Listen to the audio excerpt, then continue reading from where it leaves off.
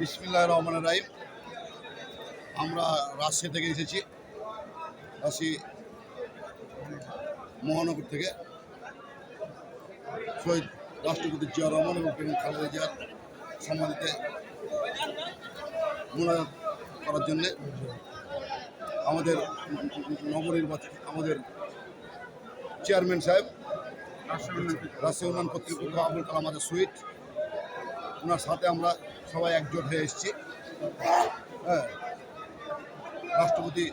শহীদ রাষ্ট্রপতি জিয়া রহমান এবং খালেদা জিয়ার মাজারে সমাধিতে মোনাজাত করার জন্য দোয়া শেষে আমরা এখান থেকে রাজশাহীর উদ্দেশ্যে আবার রওনা করি।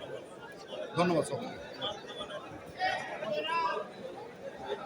ধন্যবাদ আপনাকে। আপনারা জানেন দীর্ঘ 17 বছর স্বৈরা শাসক নিপীড়ন নির্যাতনের পর একটি গণতান্ত্রিক সরকার প্রতিষ্ঠিত হয়েছে, যে সরকার জনগণের উন্নয়ন এবং আগামী দিনে 31 দফাকে বাস্তবায়ন করবে।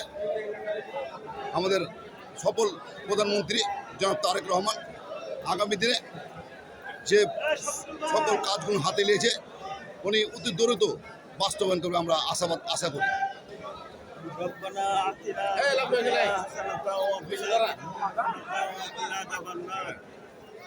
ربنا لا تزغ قلوبنا بعد إذ هديتنا وهب لنا من لدنك رحمة إنك أنت الوهاب اللهم رب ارحمهما كما ربياني صغيرا।